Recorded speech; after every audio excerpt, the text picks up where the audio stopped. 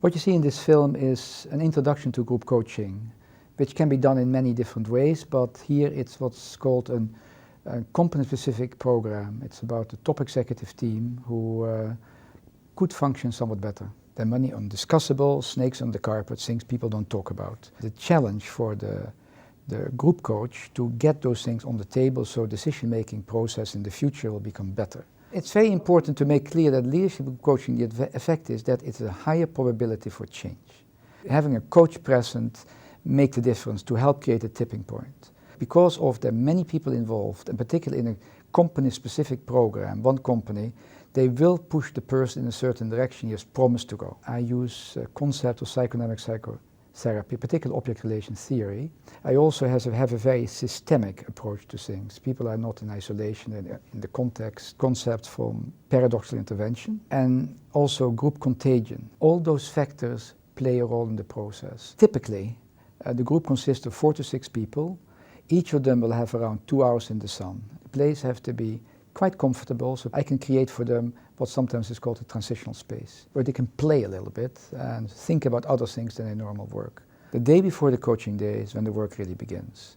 They're all together now. I start off with something neutral, talk about high-performance organizations, leadership style, effective and ineffective leadership, and then I talk about the feedback instruments. I give them a brown envelope and tell them, say thank you, don't say I'm going to kill the bastards, quote unquote, who have thank them for all the feedback they have given you. And I want them to sleep on it. That's very important to me. I don't want to immediately start after I give them the feedback. They have to think a little bit about it, otherwise they become too defensive. So the next morning I begin. My expectation would be that at the end, we're really working as a team, as a global team, which understands everything that's going on and is fully committed to sharing that responsibility for other people in the company. And and if they take that on board, then I think that'll be a huge step forward for this company. The people have got too many personal agendas, they're driving their own careers, perhaps rather more looking at the bigger picture and understanding that. So commitment, accountability for your actions, I think working in a more boundaryless environment where everybody's singing from the same hymn sheet. I feel trapped. I feel like an animal in a cage. I feel someone's got me here to tell me something that they could have easily told me down in the office, back in the office. I got the report. I feel apprehensive. I feel quite positive about it, and I think it's high time that this company, if we are going to move into the future, that we take on basically the human element. And I think it's high time that certainly these 4 people spoke to one another. I don't really think that I am like I was portrayed by other people. I don't think they really appreciate how much work I put in. They see it as interfering, which was a bit of a surprise to me. So I'm not looking forward to it at all. So how do you all feel being here? A little bit confused? Mm-hmm. And you know why we're here. Every team, even this great functioning team, might sometimes have some undiscussable, some snakes on the carpet. So maybe when we go through this process, eventually it is more easier for all of you to have what I sometimes call courageous conversations. One of my challenges is going to make here a rather playful place, a transitional space, building trust. Now to get you a little bit into the playful mood, into this transitional space, and don't look so gloomy about it, Tanya, I found a very useful tool is to do your self-portrait. I want you to draw, be artistic, and associate when you draw to a few things, like your head, your heart, your stomach, stomach, yes, the stomach too, leisure, work, the future, and the past. No words, just free associations. So don't sit there in a catatonic state, get up, and start drawing. I do hope that I can put forward a point of view that people might understand. I think they've got me wrong. They all think I'm the policeman, that I'm telling them what to do. I'm just trying to keep them in line. I mean, we're trying to keep afloat here. So maybe they'll understand. Maybe. Well, my expectations for this session are relatively low because I don't think I've been an enthusiastic participant in this whole process. I'm here under orders, I'm extremely busy, and I think I could be better occupied back in my office. I'm one of two twins, and it started out actually with me and my brother, and then I realised that somewhere along the line I've left my brother behind, and my partner, my wife, has replaced him in my affection. So this is the past, and so I left one of us behind, and so she's the future for me. It's really corny, I'm sorry. This is the way I feel about her and my family. This, surprisingly enough, is my work, because it's based in her stomach as though it was a baby. And as UNESCO would say, woman is the future of mankind. And I see what we're doing actually here and now, and will be doing in the future. The green energy will save the planet. So this is our future. And I feel as protective about this as I would of a baby in her womb. Now is the ideal time for us to move forward, especially as the new focus is going to be on innovation and green energy. I think it's very important that we take the time out from business to share a vision and then move forward. I first want to share some of the data of the jelly. There's an element, quite a discrepancy between the way you see yourself and how others see yourself. What stuck out for me was the incredible high scores you get in visioning, which is, I think, extremely rarely seen, that you really have, really a very good perspective on future developments and things like that. It's very clear. This is as high as it comes. What also strikes me, you are very high on stress, which is a little bit worrisome, which I think is related to some of the also health concerns you have. Of course, you got also the personal feedback comments from friends and family members. He's the most creative person I've ever known. Nice. Other person showing enthusiasm, creating a sense of the bigger picture, being friendly, approachable, great use of humor. Other person smart, gets to the essence of an issue. Other person is the most stimulating boss I have ever worked for. I mean, those are nice comments. Develop, some people shove it into develop, He needs to be better organized and more attentive to the needs of his direct reports and the broader S&M team. He invests way too little time. When he's focused on the people issue, he's fine, but he is too rarely focused. Is that you?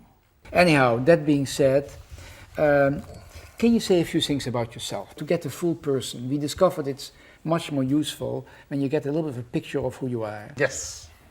What were your parents like? What is your mother like? Your father like? What were you like as a little boy? I'm one of two of twins. When we were born, I think it gave us a bit of a shock. My parents had a very active social life, so quite often... All the comments made, you seem to be extremely creative. Did it just erupt out of nowhere, or there is a history behind that? My grandfather invented vacuum packed, and the process basically has been embraced by everyone ever since. When you look at your experience in organizational life, do you have any comments about that? Yeah, I'm continually frustrated by people trying to pen me in. If you look in a crystal ball, 3 years forward. I would like to have realized certain goals. You're still in the organization. Well, that depends whether or not I get to realize those goals. If understanding happens, and if these goals are realizable, then yes, I can still see myself here. Otherwise, I can see myself on the Pacific coast of Mexico. It freaks me out that people try and pen me in, and then I won't be able to be as creative as my job actually deserves. And that I'm going to have to defend my own territory, but at the same time, I have to understand their point of view, but they have to understand mine too. So there's going to be a lot of pushing and pulling in this, and I'm apprehensive about that because things might get dirty. I'm going to ask you something which might be difficult for you, which is to, as you know in the previous sessions, to be silent and just listen very carefully what other people have to say. What animal comes to your mind when you think of Joe? What, him? Yeah. I went home early the other night and my son was watching a film called Ice Age, which is a cartoon film, and it's set in the Ice Age. And at the beginning, it has a crazy squirrel, a frantic squirrel, that dashes around chasing an acorn. And it sometimes gets the acorn always escapes. And it seems to me that this is the situation he's in. He's not that focused enough. Exactly. You have to get your eye on the ball. That's what I would say. Tame that squirrel, boy. Tanya, if you would work for Joe, what would it be like? I wouldn't like to work for him, no. I would feel very frustrated.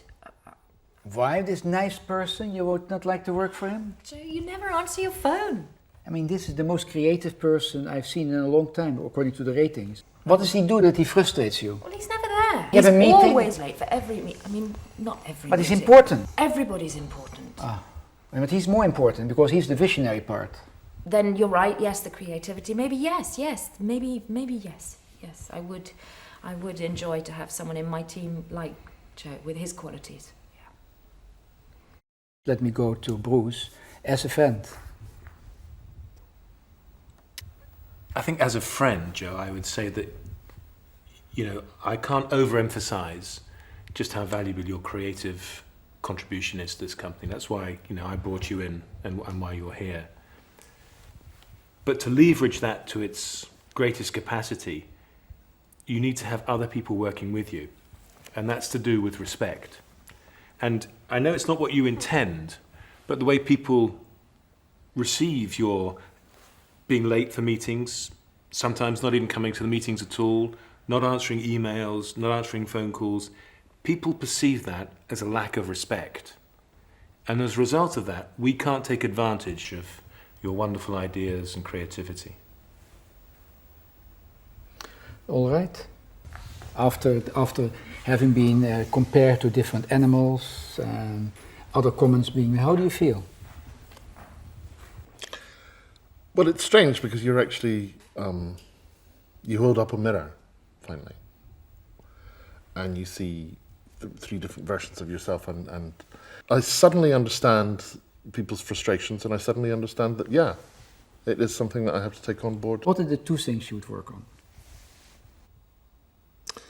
Making it more transparent that I do respect people, and I realise that I'm only part of an organisation, I realise. How would you do that? Probably by simplifying the way that I communicate, because I know that I can go off on tangents. Do you expect from the people here, for example, when you go off on a tangent, that they can say, Joe, enough, there you go again, Yeah. or is that you want that from them? I officially give you all license to just say, stop, Joe. You upset that Tanya was very ambivalent about working for you? No, because at the same time, and we can't change like that. Oh, come on, Joe. You wouldn't work with me either. That question has not been asked by Manfred. We've at least got to the point now where we recognise the difficulties that we have with one another, and we are in the process of perhaps making fault into a feature. Thank you for your openness, your frankness, and telling a lot of things nobody probably has ever heard about you. Thanks a lot. Thank you. Thanks, Joe. Bruce, you know the routine now. You're the last one. I deliberately left you for last. Could you start with your self-portrait? Sure. So, I tried to organise this quite well. Start with the past. Gradually, the road twists and turns through life and becomes slightly narrower as you go chortling along in this big car, as you become more successful with dreams of more money and organising and running a big company, above all being the best. From the past you have this fallen girl. What does it stand for?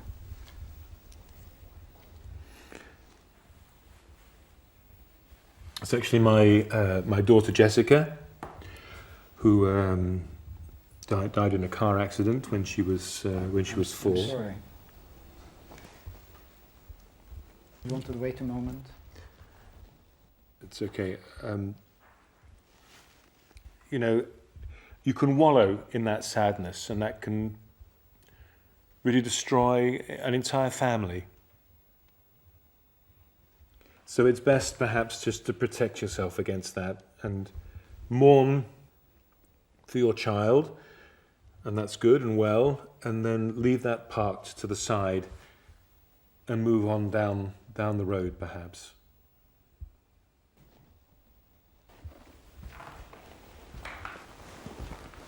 My doubts have got to be, as I was saying before, the methodology. I mean, it's not an exact science. I understand that psychology, and there's room for error, maneuver, and interpretation. And I mean, I was looking at the results last night, from the feedback forms, and I didn't recognize myself in that at all. People wrote a lot. They did a lot of writing. They made the effort to write a lot of comments, and they talk about, that you really come across as a very charismatic leader. When you talk, people listen. And it can also be very charming. You inspire people, which I think are very nice comments. What you should develop, they say, mix around, show yourself more. Very often the CEOs become like the invisible man. What really comes also through is an element of that you could empower people more, that you could delegate a little bit more. There's an element of micromanagement. Comments are being made here, which is a habit of this modern age of multitasking. That you talk to people, you look at your BlackBerry, you look at the computer screen, and those kind of things, and that people feel that they're really not taken into consideration. And actually, in psychotherapy, a person pays attention. A person listens carefully, and I think that's something anybody can develop. So those things are important. And with that being said, maybe you can say something about yourself. Say something about myself. Well, what kind of regrets would you have? I think I never got to know my father. Consider one quality of character you have and you can do without. What would that be? You would spend a day with a person dead or alive. Who would you pick? Am I allowed to say my father again? If you look at your life, what do you see as the dumbest thing you've ever done? The dumbest thing I've ever done. What gets you angry? People not doing what they said they would do. Last question, the crystal ball question. When you look 3 years hence, what do you see? Maybe it's then time to start giving something back to the community. Through my daughter Jessica, I'm very involved in looking at bereaved families, and there's a lot of charity work I could develop more there. And you don't want to be the richest person in the graveyard. No, I don't think that's my ambition. No. All right, Joe, you want to start with the animal farm? Yeah, I see Bruce as a beaver. A beaver. Why? He's very ostentatiously busy. He's very sort of industrious, and he builds dams, and it's all offered, and but the river still flows through. It seems somewhat pointless, and when you not pointless, but when you sort of actually remind him of what's happening, he says he's all over the place. Yeah, he's all over the place, and he sort of makes an enormous amount of noise, and then never forgets actually. Tanya, what animal did you pick for Bruce? Well, I thought of Bruce as a giraffe. Physically, he's tall. He's quite aloof. I think a lot of people in the office would like to see him more around than his head always up in the trees. But very stately, elegant. I think a giraffe suits you.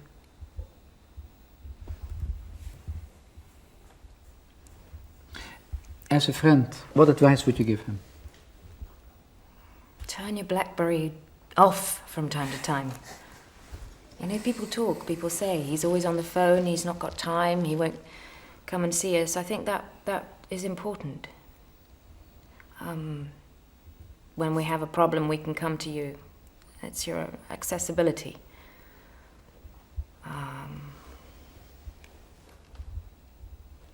And don't, micromanage too much.